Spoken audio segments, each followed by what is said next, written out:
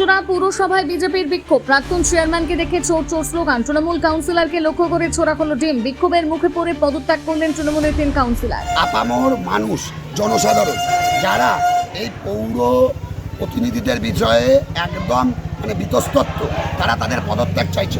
দুর্নীতিগ্রস্ত তৃণমূল বোর্ড নাগরিক পরিষেবা দিতে ব্যর্থ, এই অভিযোগ তুলে গেট আটকে বিক্ষোভ শুরু করে বিজেপির কর্মীরা।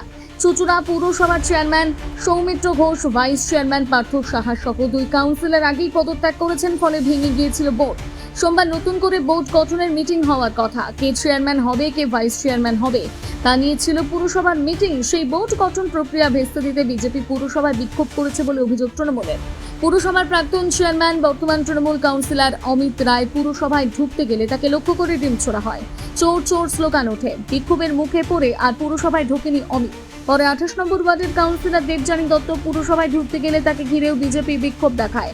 পরে স্কুটি ঘুরিয়ে পালিয়ে যেতে গেলে তাকে লক্ষ্য করে ছোড়া হয় ডিম।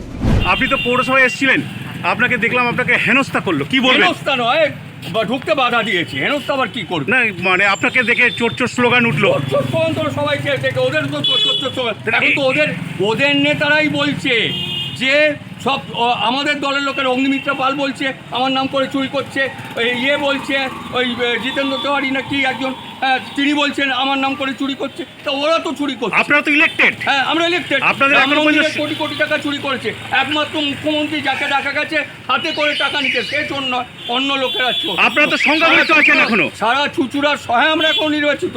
চুচুড়া শহর জানে যে আমাদের নামে কেউ এসব বদনাম দিতে পারবে। আপনাদেরকে আজকে তো ভোট করার কথা শুনছিলাম, আপনাদের মধ্যে কেউ হওয়ার কথা ছিল, সেটা কি হওয়ার মিটিং ছিল? মিটিং ওই জন্যই তো বাধা দিচ্ছে।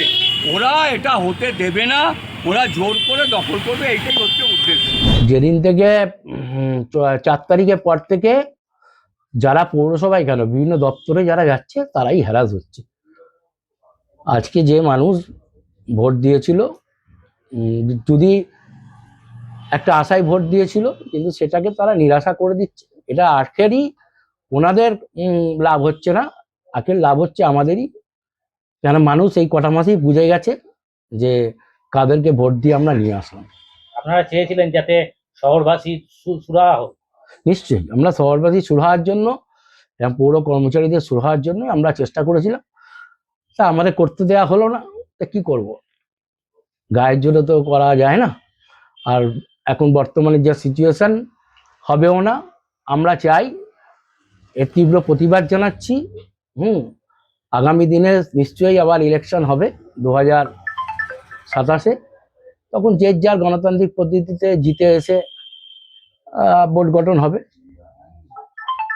আজকে যারা বিক্ষোভ দেখাচ্ছে তাদের মধ্যে বেশিরভাগ অংশটাই দেখা গেল বিজেপি। তারা পরিষ্কার বলে দিচ্ছে আমরা বোর্ড গঠন করতে দেব না, আমরা প্রশাসক চাই। তাদের কি কোনো দায়িত্ব অধিকার আছে এটা? দেখুন, জোর করে তো হয় না, জোর করে হয় না। প্রশাসক ওনারা বসাতেই পারেন, যেহেতু রাজ্যে ক্ষমতায় আছেন। বিএম অ্যাক্টে আইন অনুযায়ী আমরা মিটিং ডেকেছিলাম। বিএম অ্যাক্টকে ভায়োলেট করে কারোরই ক্ষমতা নেই কিছু করার। ওনারা পেশি শক্তি দ্বারা আজকে আমাদের এটাকে বন্ধ করলো। সেই জন্যই হয়তো ওনারা প্রশাসন বসাতে চাইছে। প্রশাসন বসালে বসাক, প্রশাসন বসালে হয়তো ওনাদের সুবিধা হবে, কেন ওনাদের পার্টির যেহেতু একটা রাজ্য সরকার চালাচ্ছেন, ওনাদের সুবিধা হবে। সাধারণ মানুষের কতটা সুবিধা হবে আমরা জানি। আপামর মানুষ, জনসাধারণ যারা এই পৌর প্রতিনিধিদের বিষয়ে একদম বিতস্তত্ব, তারা তাদের পদত্যাগ চাইছে। আপনি লক্ষ্য করবেন, হুগলি সাংগঠনিক জেলা বা হুগলি জেলায় বা পশ্চিমবঙ্গে ধীরে ধীরে বোর্ডগুলো সবাই রিজাইন দিচ্ছে এবং ভেঙে যাচ্ছে। একমাত্র কোন হাওয়া জাদুঘর, এখানে কি ভালো তৃণমূল হয়ে গেল নাকি? এখানে কি ভালো তৃণমূল হয়ে গেল যেটা বদ্ধ? 5 জন থেকে 6 জন অলরেডি, আজকেও শুনলাম নাকি 4 জন পদত্যাগ করতে গেছে এসডিওর কাছে, তার মধ্যে নাকি প্রাক্তন সিআইসিও আছে। তো আমার বক্তব্য, তৃণমূল কাউন্সিলররা যা যা করেছে নিজেদের দায় মাথায় নিয়ে রিজাইনটা কেন করছে না? এটা হচ্ছে মানুষের বক্তব্য। আর কিছুক্ষণ আগে আপনারা দেখতে পেলেন মানুষের স্বতঃস্ফূর্ত প্রতিবাদ। এই কারণে হ্যাঁ বলতে পারেন আমরা সবাই হয়তো কেউ হয়তো পলিটিক্যাল পার্সন, কিন্তু এখানে তো পলিটিক্যাল পার্সন ছাড়াও মানুষ আছে। আপনারা ক্যামেরা ঘোরাবেন, দেখবেন ওখানে পলিটিক্যাল পার্সন ছাড়াও আপামর জনগণ আছে, জনসাধারণ আছে। হয়তো আপনি ক্যামেরা ধরলে দেখবেন সেগুলো কারো কোনো দলের সঙ্গেও যুক্ত না। আপনি ক্যামেরা ধরুন এবং আপনি তাদেরও নিন, শুধু আমাদের কথা নেবেন না। আমাদের একটাই বক্তব্য, এখানে বারবার এরকমভাবে পৌরপ্রধান বদল হবে, এর আগে দেখলাম অমিত রায়, তারপর পিল্টি, তারপর আবার দেখছি শুনলাম 3 দিন ধরে মিটিং হচ্ছে। কোথা থেকে হবে? এই বোর্ডের তো প্রশাসক বসার কথা। আজকে তো বোর্ড মিটিং ছিল। আরে বোর্ড মিটিং ছিল, তাকে তো সেই জায়গাটা দিতে হবে। কাউন্সিলররাই সাপোর্ট করছে না ওনাকে, কাউন্সিলররাই আমরা খবর পেয়েছি সাপোর্ট করছে না, একে একে সব হাত ছেড়ে দিয়ে চলে যাচ্ছে। ওদের তো দুটো লবি এখন, একটা হয়ে গেছে ঋতব্রত লবি, একটা হয়ে গেছে কালীঘাট লবি। কে কোন লবিতে কোন লবি কাকে সাপোর্ট দেবে তার জন্য ওরা দিশাহারা। তাহলে ওরা বোর্ডটা গঠন করবে কি করে? মানে আপনারা চাইছেন আজকে যাতে বোর্ড মিটিং না হোক, বোর্ড গঠন না হোক? হোক কি না হোক, আই ডোন্ট কেয়ার। আমরা চাইছি এখানে প্রশাসক বসুক, মানুষ চুঁচুড়া বিধায়ক ভাই পৌরসভার 30টা ওয়ার্ডের মানুষ আপনারা যেন সেই পরিষেবাগুলো স্বচ্ছভাবে পায়। এখন পাচ্ছেন, আমার বাড়ির সামনেও নর্দমা পরিষ্কার হয় না, আমার বাড়ির সামনেও এমএলএ চেষ্টা করছেন কোঅর্ডিনেটর দিয়ে তাদের সাথে কিন্তু এরা কেউ তাদের সঙ্গে কোনো সুরাহা করছে না। চুঁচুড়া পুরসভার 30টি ওয়ার্ড রয়েছে, এর মধ্যে একটি সিপিএমের। একজন তৃণমূল কাউন্সিলর মারা গিয়েছেন, বাকি 28টি ছিল তৃণমূলের দখলে। এদিন বিক্ষোভের জেরে চুঁচুড়া পুরসভার আরও 3 কাউন্সিলর পদত্যাগ করেন। সোমবার এসডি অফিসে কাউন্সিলরের পদ থেকে ইস্তফা দিলেন শ্যামা প্রসাদ মুখার্জি, অনিন্দিতা রাজবংশী মণ্ডল, অর্পিতা সাহা।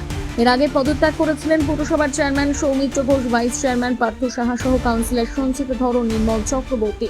খবর পেয়ে ঘটনাস্থলে এসে পৌঁছয় চুঁচুড়া থানার বিশাল পুলিশ বাহিনী ও কেন্দ্রীয় বাহিনী।